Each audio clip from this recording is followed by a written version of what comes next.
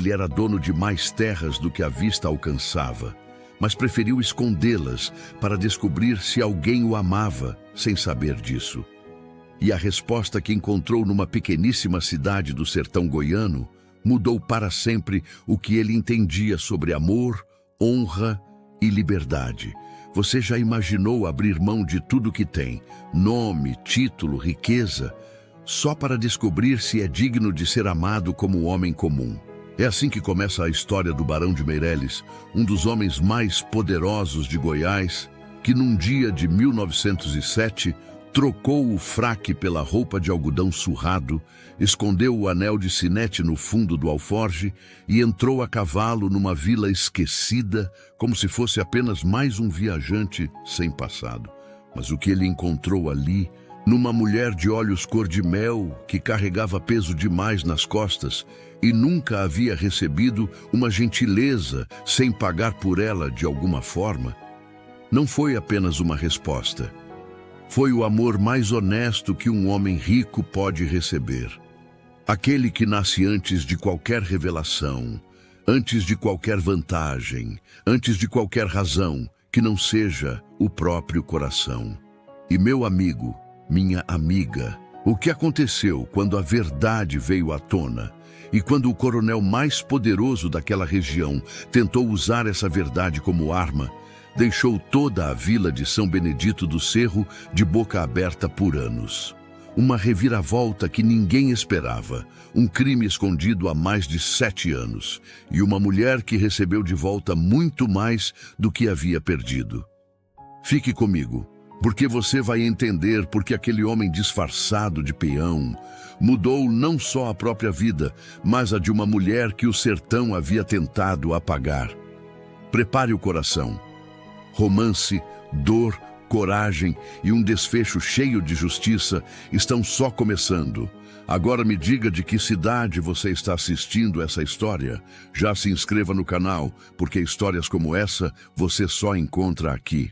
O sol de agosto espancava a terra vermelha de Goiás com uma crueldade que só o interior brasileiro conhece de verdade, quando Augusto Cavalcante de Meireles desceu do cavalo na entrada de São Benedito do Cerro e ficou um instante parado, deixando a poeira do caminho assentar ao redor das botas. Tinha 31 anos e carregava nos ombros a estrutura de quem sempre trabalhou duro, mesmo sem precisar. Era alto, de mandíbula firme, cabelos escuros presos sob um chapéu de abas largas que não tinha nada de elegância e tudo de uso.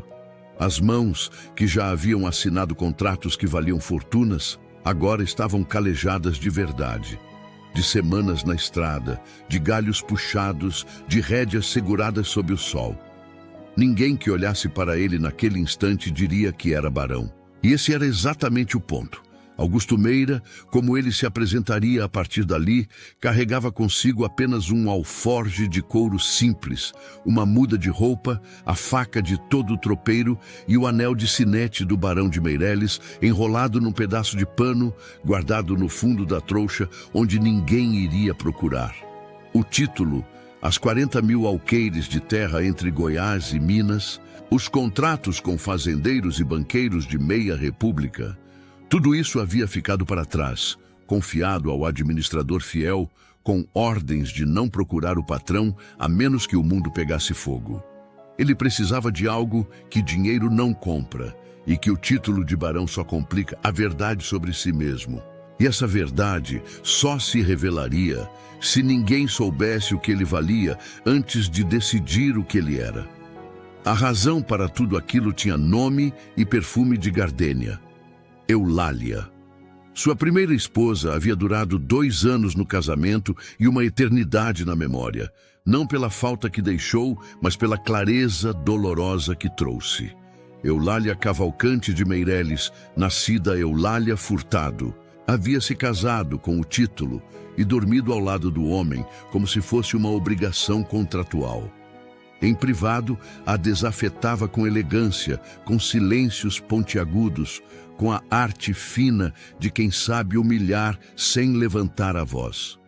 E quando a febre levou Eulália numa manhã de março, Augusto ficou diante do espelho, procurando luto, e encontrou apenas a pergunta que ficaria rondando: alguém me amaria se eu não fosse o barão? Era uma pergunta que corroía por dentro com a persistência da ferrugem. Então, ele foi descobrir. São Benedito do Cerro o recebeu com a frieza costumeira reservada a forasteiros de aparência humilde.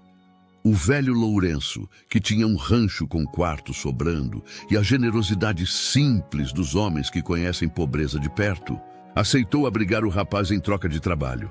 E Augusto trabalhou. Carregou sacos, consertou cercas, apanhou sol. Os homens da vila o observavam com indiferença, as mulheres com curiosidade morna e as famílias abastadas. A começar pelo coronel Fabrício Drummond, dono do bigode mais farto e do ego mais inflado de toda a região, praticamente não o viam. Homem pobre era cenário, não personagem.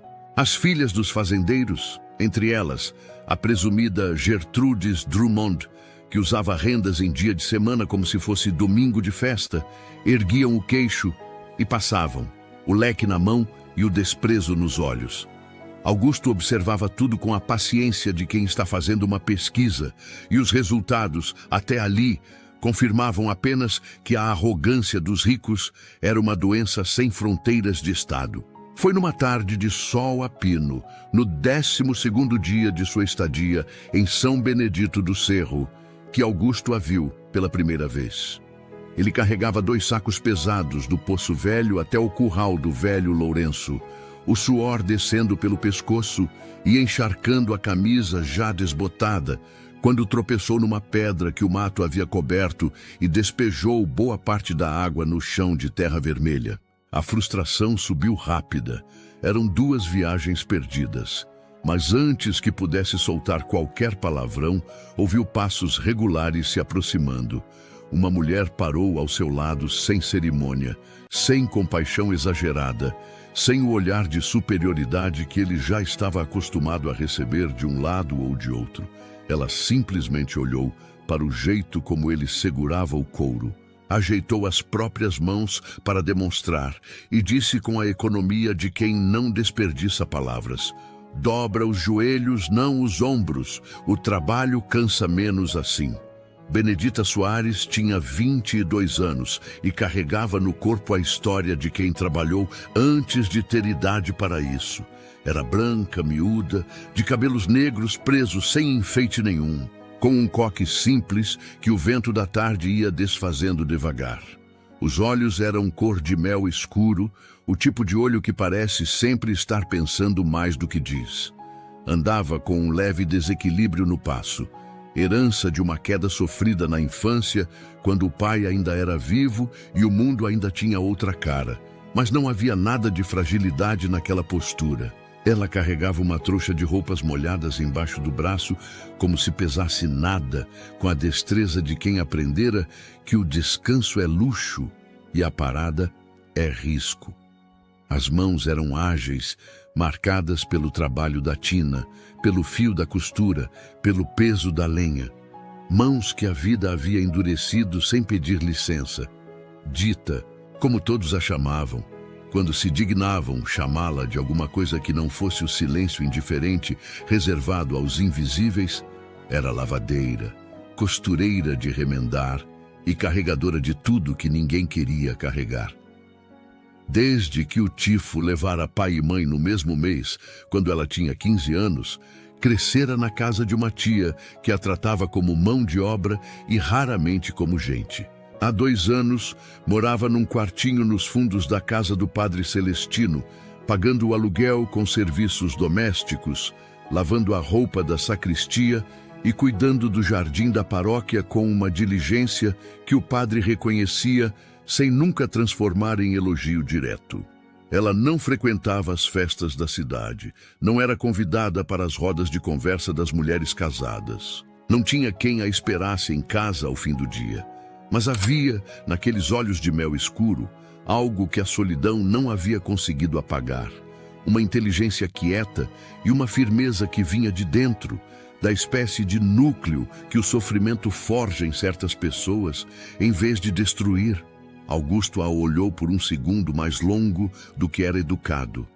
Obrigado, disse, e ajustou o jeito de segurar o saco exatamente como ela havia demonstrado.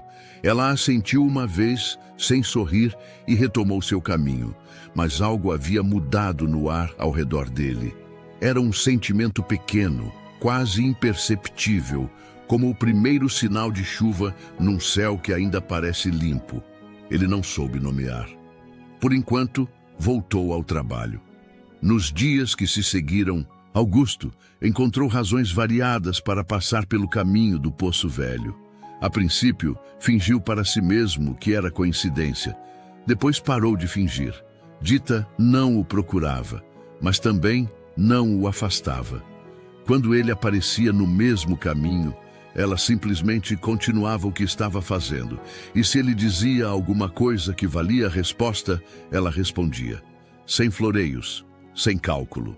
Era uma forma de existir em companhia que Augusto nunca havia experimentado, onde ninguém fingia interesse para garantir favores, onde nenhuma palavra era dita com a intenção velada de agradar ou impressionar. Ela simplesmente era, com a naturalidade desconcertante de quem nunca aprendera a ser outra coisa. Conversavam sobre coisas miúdas, mas miúdas de um jeito que alargava. Ele perguntou uma vez sobre a diferença de sabor da água antes e depois da chuva.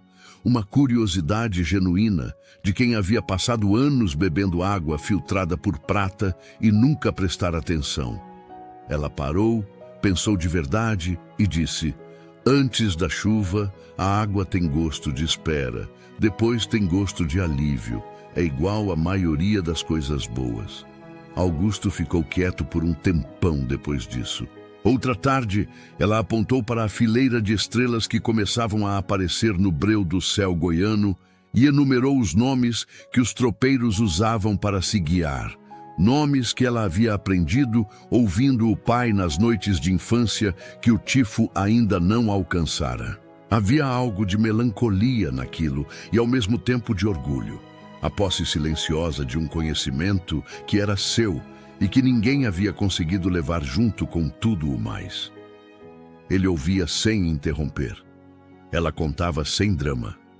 O tifo, a tia, a casa nos fundos da paróquia, os anos de trabalho que se somavam sem nada se acumular. Não pedia simpatia. Apenas respondia quando perguntada, com a honestidade desarmante de quem não tem ilusões, mas também não cultiva a amargura.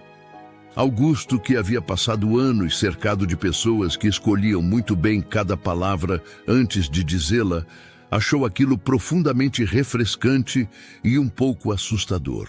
Porque quando não há cálculo, não há como se proteger também.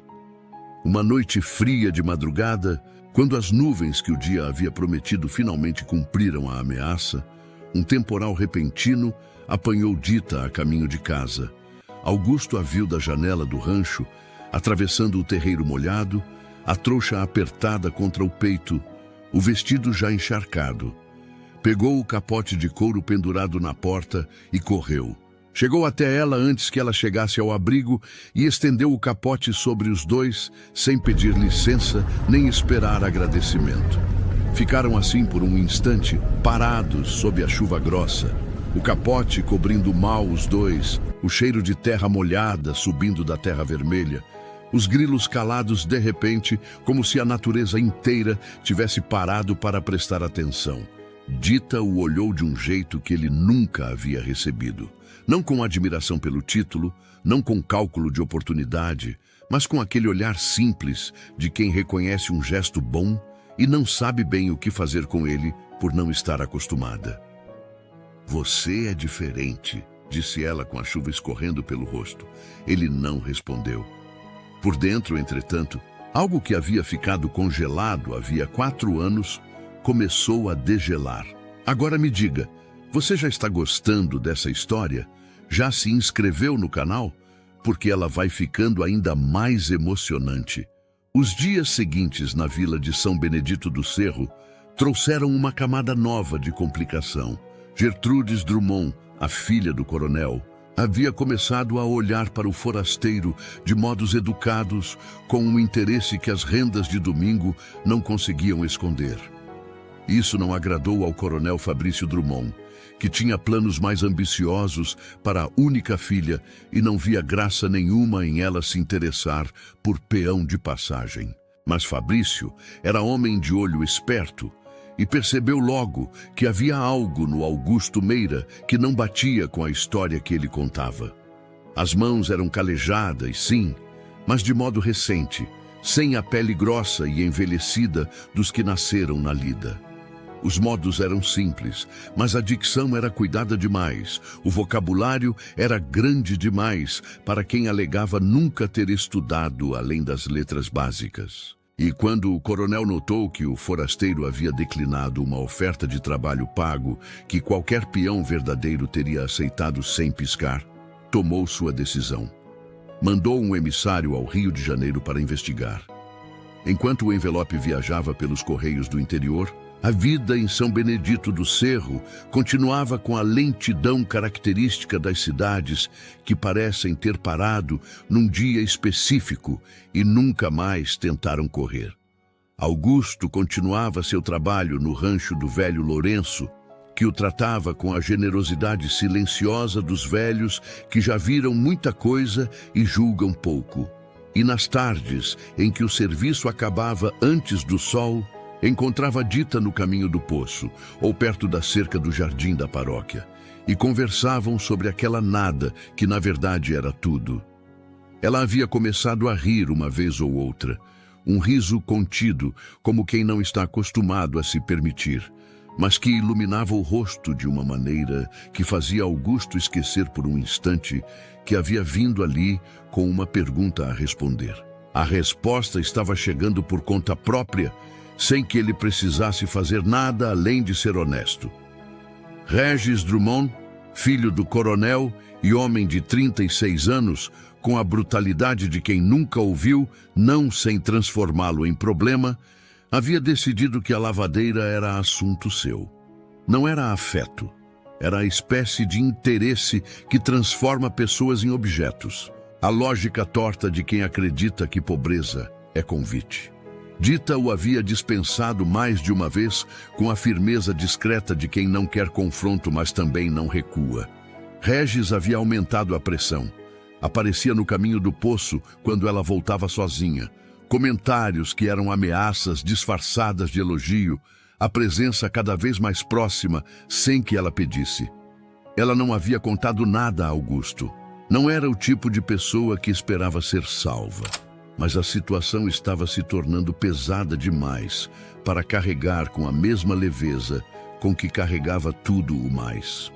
Numa tarde de quarta-feira, quando Augusto passou pelo caminho e encontrou Dita parada, o vestido agarrado ao corpo pelo suor do calor que não queria largar, o olhar fixo no chão de terra vermelha com uma expressão que ele reconheceu com um nó no estômago, a expressão de quem está segurando alguma coisa que já pesa mais do que pode. Ele parou. O que houve?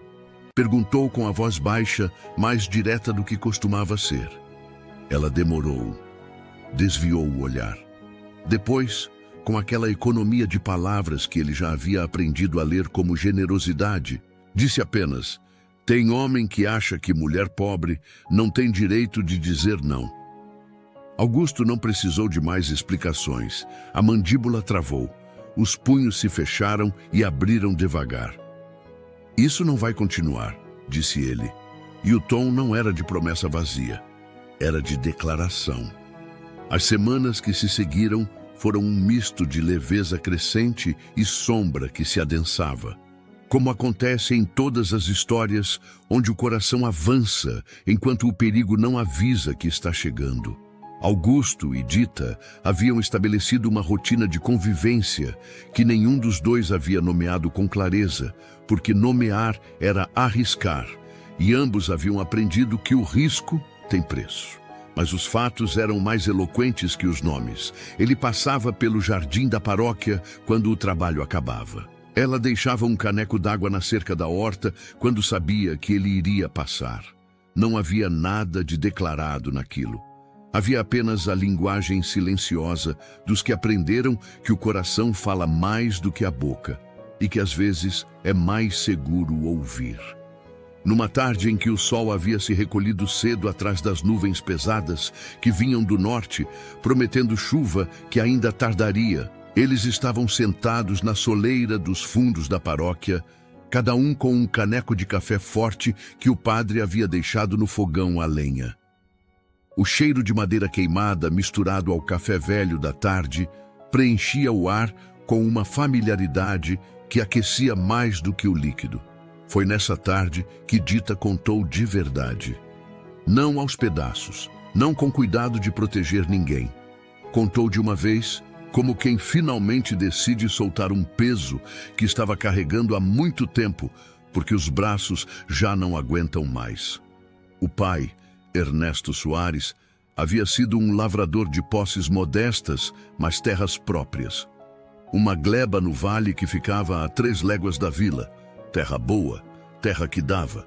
Quando o tifo chegou e levou pai e mãe no mesmo mês, Dita tinha 15 anos e não entendia de papéis, de cartório, de tabelionato. A tia que a recolheu cuidou das coisas, disse ela. Só muito tempo depois, já adulta, Dita foi perguntar sobre as terras do pai e ouviu que as propriedades haviam sido resolvidas para pagar dívidas que ela nunca soubera que existiam. Mas as dívidas não existiam. O que existia era o coronel Fabrício Drummond, que havia falsificado documentos de posse da gleba do finado Ernesto Soares, incorporando aquelas terras férteis ao próprio domínio, enquanto uma criança de 15 anos chorava os pais sem entender o que acontecia ao redor. Eu sei que foi ele, disse Dita, com a voz firme, mas os olhos marejados, o caneco parado a meio caminho da boca. Nunca tive prova, nunca tive dinheiro para procurar. E quem acredita na palavra de lavadeira contra a palavra do coronel? Augusto ouviu tudo imóvel, o café esfriando na mão. Havia um tipo de raiva que é fria. Não a raiva que grita e quebra coisas, mas a raiva que assentou a tempo no fundo do peito e ficou lá, pesada como pedra. Era esse tipo que ele estava sentindo agora. Você sabe o nome do tabelionato onde seu pai registrava as terras? Perguntou com uma calma que ela notou, mas não comentou. Ouvi falar de um tabelião em Goiânia, respondeu ela, franzindo a testa. Mas nunca fui atrás. Para quê? Ele não respondeu. Mas ficou com o nome guardado na cabeça. Naquele mesmo dia, a resposta do emissário do coronel chegou do Rio de Janeiro. Um envelope lacrado com cera. Fabrício Drummond abriu na privacidade do escritório, o bigode tremendo enquanto lia, os olhos arregalando conforme as linhas avançavam. O homem que carregava água no curral do velho Lourenço, o Augusto Meira de roupa surrada e chapéu gasto, era Augusto Cavalcante de Meireles, o barão de Meireles, dono de mais de 40 mil alqueires, entre Goiás e Minas, credor de metade da elite rural do estado, um dos homens mais influentes da República Velha que ainda havia por ali. O coronel soltou o papel na mesa e ficou olhando para ele por um longo minuto. Depois, chamou o filho. Regis Drummond, ao ouvir a notícia, teve uma reação diferente da do pai. Enquanto o coronel via a oportunidade de negócio, Regis viu a ameaça. Um homem com aquele poder e aquele dinheiro poderia, se quisesse, acabar com tudo que a família Drummond havia construído na região.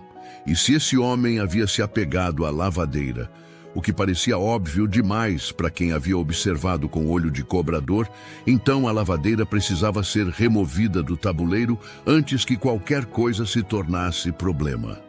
Pai e filho trocaram olhares e tomaram decisões distintas que se complementavam. Fabrício convocaria o barão em particular para uma conversa de negócios. Regis cuidaria da lavadeira. Na manhã seguinte, Fabrício Drummond mandou um recado ao rancho do velho Lourenço. Queria conversar com o forasteiro, assunto de interesse de ambos, no escritório da fazenda Drummond ao cair da tarde. Augusto foi. O cheiro de couro e cachimbo velho impregnava o escritório quando ele entrou. Fabrício estava sentado na cadeira de patente com o ar de quem recebe audiência, o envelope aberto sobre a mesa entre os dois. "Tome assento, barão", disse o coronel com um sorriso largo que não chegava aos olhos. Augusto não se mexeu. Ficou de pé, as mãos relaxadas ao lado do corpo, o olhar calmo como quem viu esse tipo de jogo antes. "O que o senhor quer, Drummond?", respondeu direto. O sorriso do coronel não vacilou.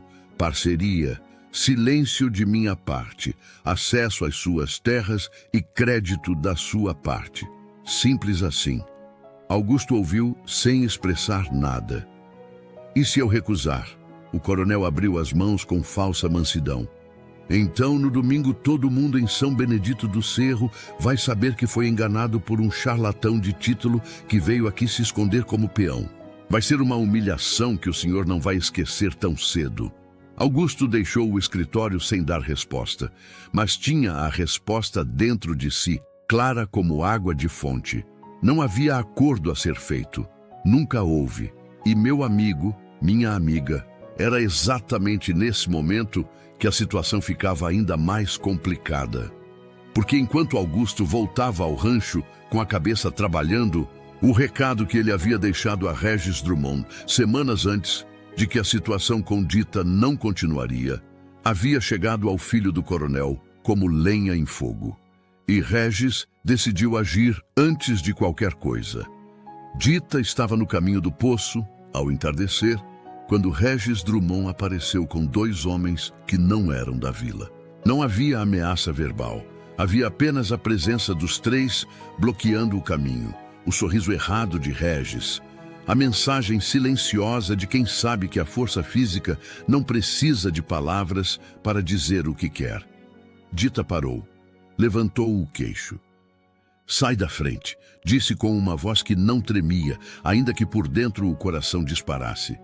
"Você vai deixar aquele forasteiro meter o nariz onde não deve", disse Regis com o tom de quem está resolvendo um problema de matemática. "Ou você nos ajuda a fazer ele entender que essa história toda não tem saída boa para ele, ou a saída sem saída vai ser sua."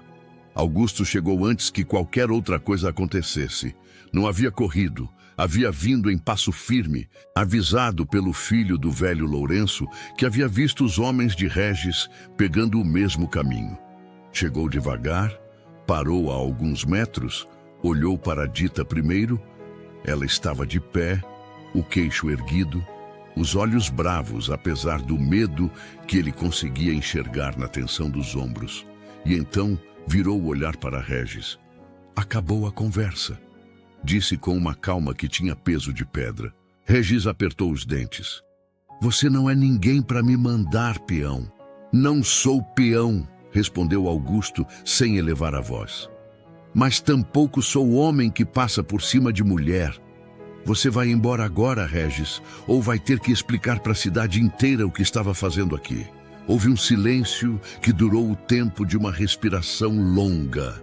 Depois, Regis jogou uma última olhada cheia de veneno e foi embora com os 2 homens. Dita olhou para Augusto por um momento. Havia gratidão naquele olhar, mas também algo mais pesado. "Isso vai ter consequências", disse ela baixinho. "Vai", concordou ele, "mas a consequência de não fazer nada seria pior." Ela desviou o olhar, o peito se movendo fundo. "Por que você faz isso?", perguntou, com uma franqueza que foi direta ao ponto. Augusto demorou, depois disse a verdade, pelo menos parte dela. "Porque é certo. E porque você importa." Ela não respondeu. Mas quando começou a caminhar de volta para a paróquia, caminhou mais devagar do que o costume, como quem estava deixando espaço para que o que havia ouvido tivesse tempo de assentar. A noite mais difícil veio na véspera do domingo. Regis Drummond havia mandado recado à casa do padre Celestino, direto, sem disfarce, dizendo que Benedita Soares deveria deixar a vila até o amanhecer ou haveria providências. A palavra era vaga o suficiente para ser tudo e específica o suficiente para ser ameaça. Dita ficou sentada na soleira do quartinho nos fundos da paróquia, a lamparina tremulando com o vento que varria a noite fria, olhando para o nada com aquela expressão que tinha quando estava tomando uma decisão pesada. O padre Celestino bateu na porta às 8 da noite com o recado de Regis na mão e o semblante de quem não sabia o que fazer. Minha filha, eu não quero que você vá embora, mas o Regis é o Regis, e o pai dele é o coronel. Dita ouviu em silêncio. Depois pediu que o padre a deixasse pensar. E ficou ali, sozinha, o vento batendo nas telhas velhas da paróquia, o canto dos grilos lá fora respondendo à lamparina, pensando não no medo, mas no cansaço. O cansaço de uma vida inteira em que cada vez que algo bom aparecia, havia uma força maior chegando para empurrar de volta para o nada. Augusto soube do recado pelo filho do velho Lourenço antes das 9. Levantou-se da mesa onde havia estado escrevendo, dobrou o papel que tinha na mão com cuidado e ficou um momento imóvel, os olhos fechados, respirando. Dentro dele, 2 decisões haviam estado em negociação há dias. Agora, a balança havia tombado com clareza. Não havia mais tempo de esperar. Não havia mais conforto no disfarce. Ele foi até o alforge, tirou o pano dobrado do fundo e desenrolou devagar. O anel de sinete do barão de Meireles pegou a luz da lamparina e brilhou por 1 segundo. Ele o colocou no bolso da camisa. Depois foi dormir. Pela última vez, Augusto Meira, peão de passagem. Na manhã de domingo, o sino da paróquia de São Benedito do Cerro chamou a missa das 8 como chamava toda semana, e a vila inteira acorreu com a pontualidade dos que têm a religião como único teatro. O coronel Fabrício Drummond chegou de carroça coberta, o bigode aparado para a ocasião, Gertrudes ao lado com as rendas do vestido arrumadas com precisão. Regis chegou a cavalo, o chapéu baixo sobre os olhos, como se quisesse esconder o que havia feito na véspera. Dita chegou a pé, sozinha. A trouxa que havia começado a arrumar as suas mãos. Ela havia decidido ir à missa antes de partir, porque era o que sua mãe faria. Augusto chegou por último. Havia algo diferente nele que os presentes sentiram sem saber nominar. Não era a roupa. Era a mesma de todos os dias, a camisa de algodão surrado e a calça de lona. Mas o modo como entrou, o peso diferente do passo, a cabeça erguida de um ângulo que não havia antes, isso fez algumas cabeças se voltarem. Ele caminhou até o meio da nave, parou e pediu licença ao padre Celestino com uma voz que preencheu o espaço inteiro sem precisar gritar. Padre, me dá 1 minuto diante desta congregação. É assunto que diz respeito a todos aqui presentes. O padre, surpreso demais para recusar, fez um gesto de consentimento. O silêncio que se instalou foi do tipo que acontece quando todo mundo sente que algo grande está prestes a acontecer, mas ninguém sabe o quê.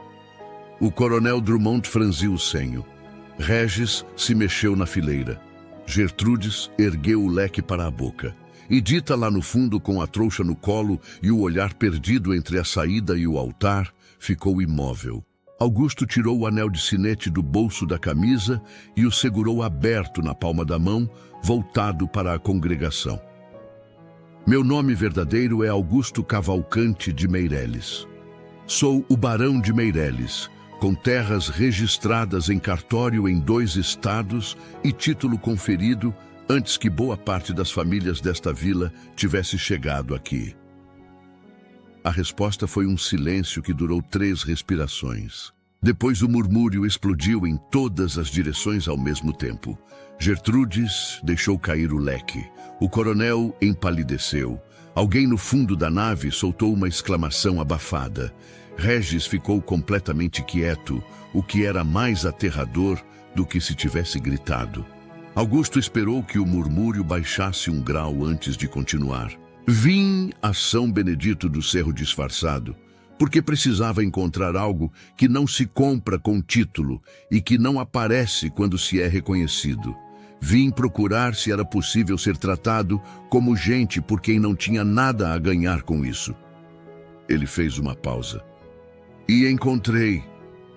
Virou o olhar para o fundo da nave, para Dita, que estava imóvel, os olhos arregalados, a trouxa no colo, o rosto pálido de quem acabou de receber uma notícia que derruba tudo o que entendia sobre uma história que achava que conhecia.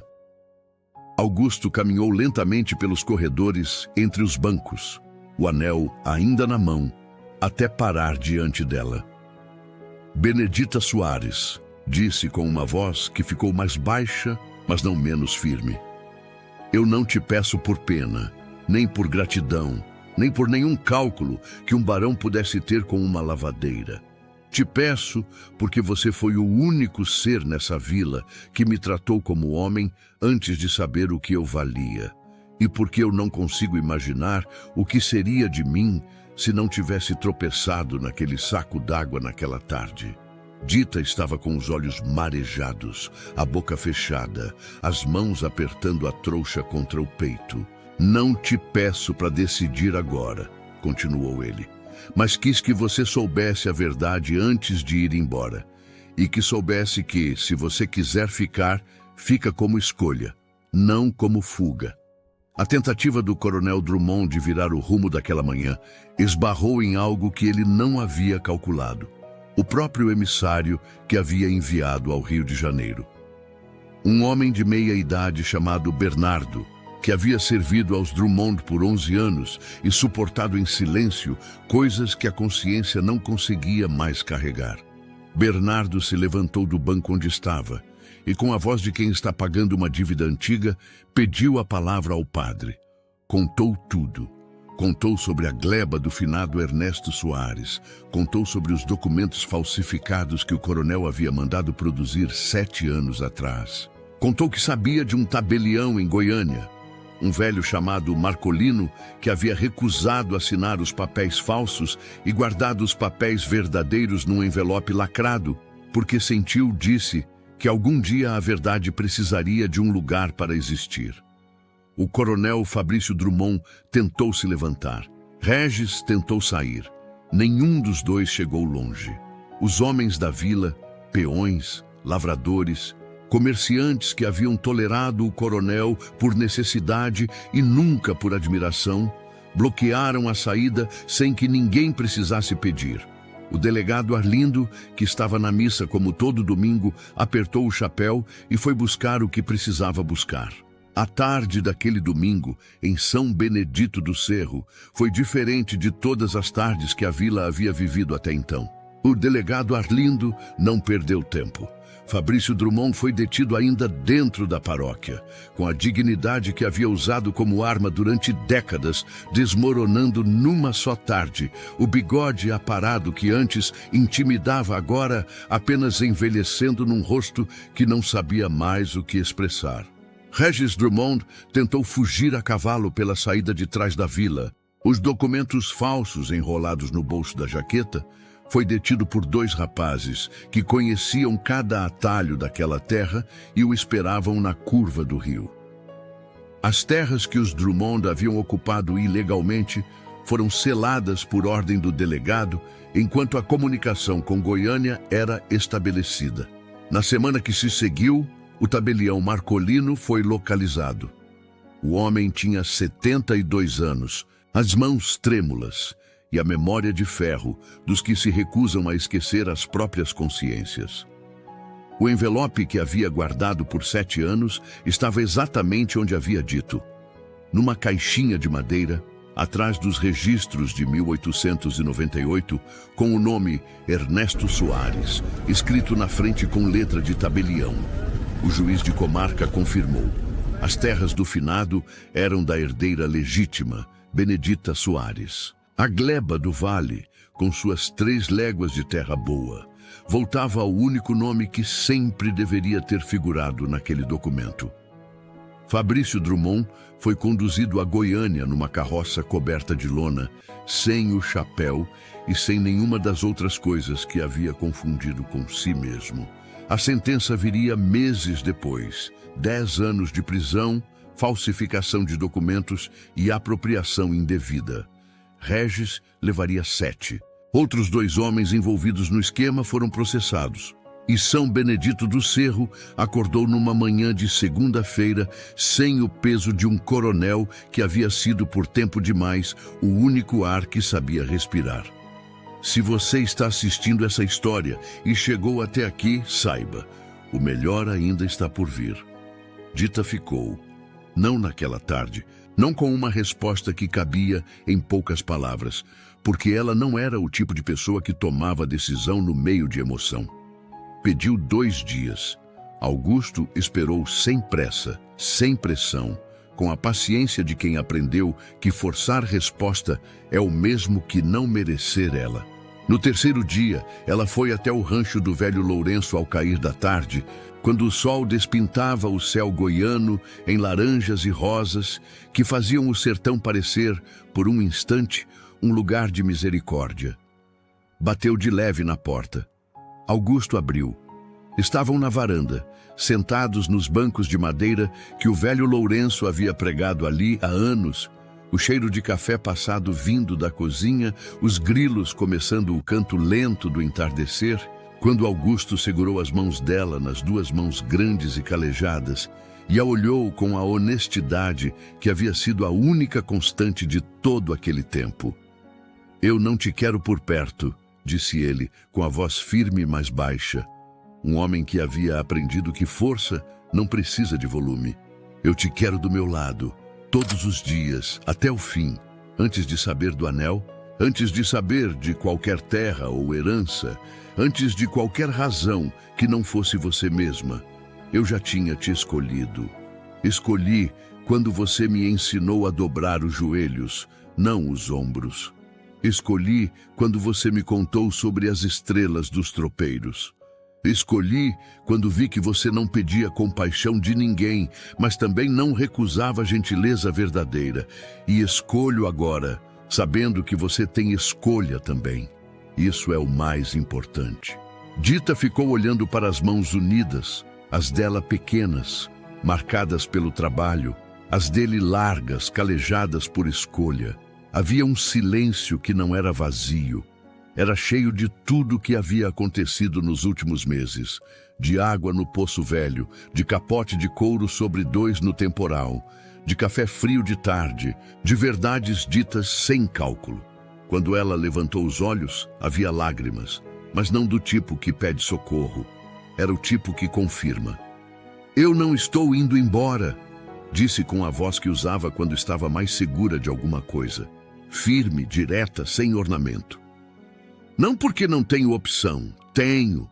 Tenho terras agora. Tenho nome de volta. Tenho o que construir. Mas não quero nenhuma opção que não seja ao lado do único homem que apareceu na minha vida sem precisar de nada que eu pudesse dar." Fez uma pausa. Um sorriso pequeno, daqueles que ela demorava a soltar, tomou o canto da boca.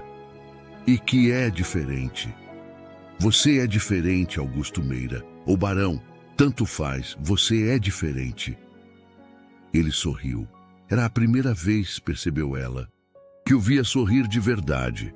Não o sorriso educado de quem foi criado para ser cortês, mas o sorriso de quem acabou de receber exatamente aquilo que não sabia como pedir. Levou as mãos dela aos lábios devagar. Era um gesto simples, mas naquele sertão de 1907, onde os gestos gentis eram moeda rara, pareceu imenso. O casamento aconteceu 6 semanas depois, num dia de setembro, em que o ipê amarelo na entrada da gleba, que havia voltado ao nome de Soares, floresceu fora de época, como se a própria terra soubesse que a hora havia chegado. Padre Celestino abençoou a união debaixo dos ramos amarelos que caíam em cachos sobre os 2. Toda a vila estava presente, não mais para julgar, mas para testemunhar aquilo que só acontece quando a vida resolve ser generosa. Dita usava um vestido simples de algodão claro, com um chale cor de ipê que havia pertencido à mãe, guardado numa trouxa de veludo por 7 anos de casa em casa, esperando uma ocasião à altura. Augusto estava de camisa limpa, o chapéu na mão, o anel de sinete devolvido ao dedo, não como símbolo de poder, mas como parte do homem que era, todo ele sem esconder nada. O velho Lourenço estava na primeira fileira com o chapéu no colo e os olhos brilhando daquele jeito dos velhos que sabem que estão vendo algo que vale ser guardado. Bernardo, o emissário, estava lá também, com a postura de quem finalmente havia saldado uma dívida com a própria consciência. Os votos foram simples, porque os dois eram pessoas de poucas palavras e muita intenção.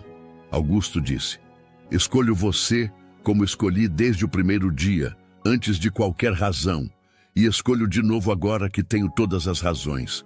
Dita disse: "Escolho você porque me viu quando eu não era nada além do que sou." E isso é mais do que muita gente recebe numa vida inteira. O Padre Celestino abençoou com a voz embargada. O velho Lourenço assoou o nariz com o lenço de brim. E lá fora, atado à cerca da gleba, o cavalo trovão, que Augusto havia trazido quando voltou para pegar os pertences na estrada, o único animal que havia feito aquela jornada completa, relinchou uma vez, como se soubesse também. Meses se passaram. A fazenda que havia pertencido ao finado Ernesto Soares e agora voltava ao nome da filha, foi batizada de Boa Vista, porque era de lá que se enxergava mais longe em toda aquela região. Augusto trouxe trabalhadores de confiança, investiu nas terras com o mesmo cuidado que havia colocado em tudo o que escolhera com o coração em vez da cabeça, e o resultado foi o que acontece quando a terra certa encontra o cuidado certo. Ela responde: "O pasto verdejou onde havia seco. As cercas foram refeitas com madeira nova. Uma horta nasceu do lado da casa que havia sido construída sobre os alicerces velhos da casa do finado Ernesto, maior, mais firme, com varanda que pegava o vento da tarde.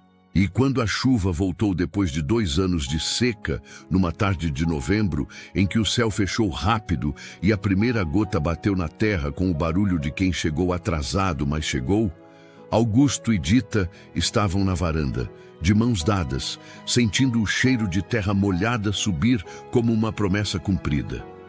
Foi naquela mesma semana que Dita confirmou o que o corpo havia começado a anunciar. Estava grávida. Augusto ficou quieto por um instante, o tipo de quieto que não é ausência, mas acúmulo. Depois, levantou-se devagar, foi até ela, colocou as mãos largas e calejadas sobre o rosto dela, com uma delicadeza de quem segura algo precioso, e ficou assim por um momento, olhando. Nenhum dos dois disse nada. Às vezes a emoção verdadeira não precisa de palavra, basta ser. E assim ficou. O barão, que havia escondido o nome para descobrir se era digno de amor, encontrou muito mais do que uma resposta. Encontrou uma mulher que o amou antes de qualquer razão. Uma terra que floresceu quando devolvida a quem de direito. E a compreensão profunda de que nenhum título devolve ao homem aquilo que só o amor honesto pode dar. São Benedito do Cerro aprendeu naquele ano de 1907 que o valor não mora no sobrenome nem na aparência, que a generosidade de uma mulher pobre vale mais do que a astúcia de um coronel rico, e que o destino às vezes disfarça suas maiores dádivas com a roupa mais simples que consegue encontrar. Agora me diz, o que você achou desse final tão emocionante? Deixe nos comentários a sua opinião. Ela é muito importante para nós. E se essa história tocou seu coração, deixe o like. É simples, rápido e ajuda demais quem trabalha com tanto carinho para trazer essas narrativas até você. Se inscreva no canal e ajude a gente a chegar aos 100. 0 inscritos, porque cada inscrito é uma prova de que história de gente verdadeira ainda move o coração das pessoas. Compartilhe o vídeo para que outras pessoas também sintam essa lição de vida tão bonita. Às vezes, é exatamente a história certa que chega na hora certa para alguém que precisa ouvir que amor de verdade ainda existe. E não vai embora agora. Clique na próxima história porque tem muita narrativa emocionante da época esperando por você. Nos vemos lá.